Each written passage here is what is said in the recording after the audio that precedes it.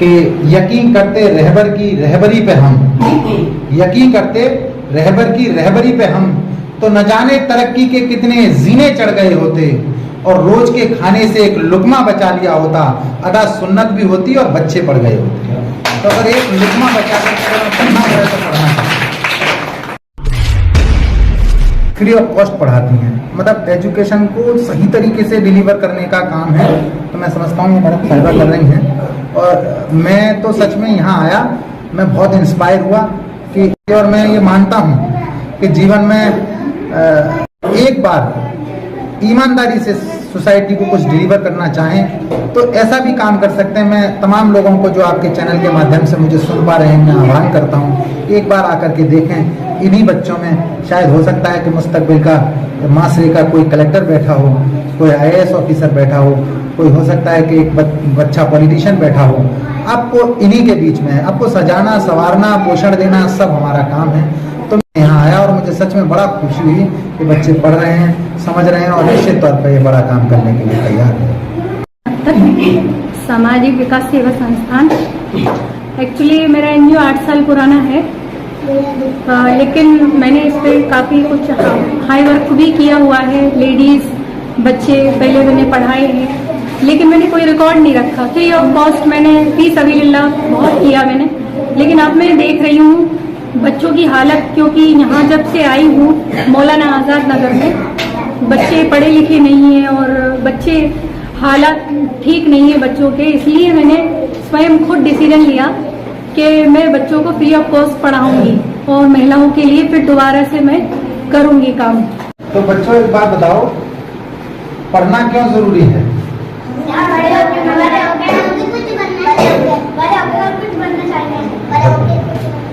देखो एक चीज जानते हो, तुम अभी बहुत नाजुक से बच्चे हो, लेकिन एक चीज है, कोयला जानते हो सबसे ज्यादा बेजा चीज है, यानी कि जिसके कोई मूल्य नहीं होते। सबसे खराब चीज क्या है? कोयला होता है ना।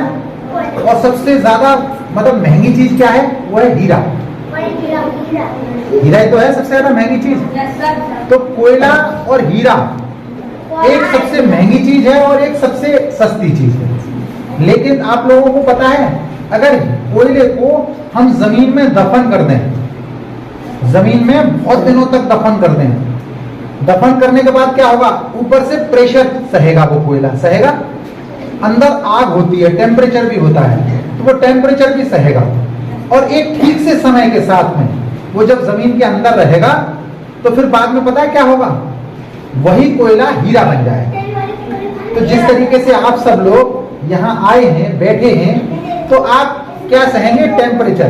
टेम्परेचर मतलब हो सकता है कि मतलब एक परेशानी भी महसूस करते हो कि हम पढ़ रहे हैं, बाहर बच्चे खेल रहे होंगे।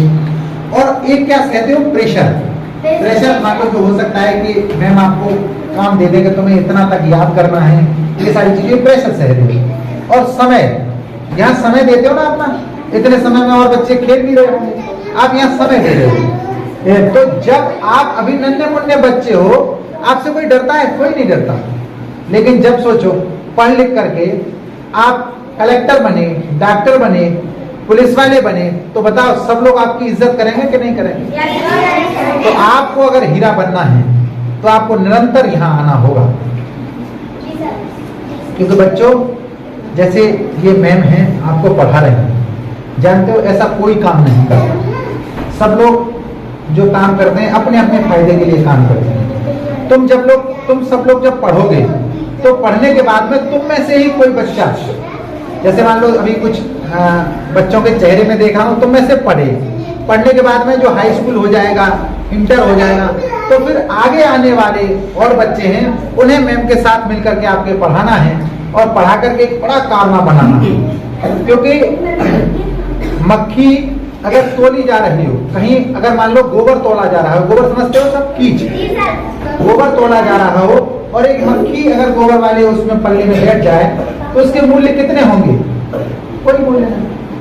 लेकिन अगर सोना तोला जा रहा हो, सोना सब समझते होगे ना, इसके गहने बनते हैं, अगर सोना तोला जा रहा हो उस वाले तराजू में अगर आप मतलब मक्खी को तोलो जाओगे तो पता है उसकी कीमत कितनी हो जाती है?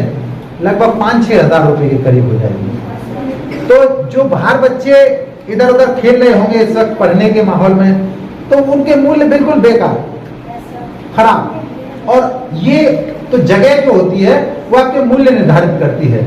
आप जब अपने बच्चों भाइयों के साथ में बैठ करके पढ़ रहे हो, लिख रहे हो, तो आपके मूल्य बनेंगे, आप मजबूत बनोगे, आप एक बेहतर और उत्कृष्ट व्यक्ति बनोगे।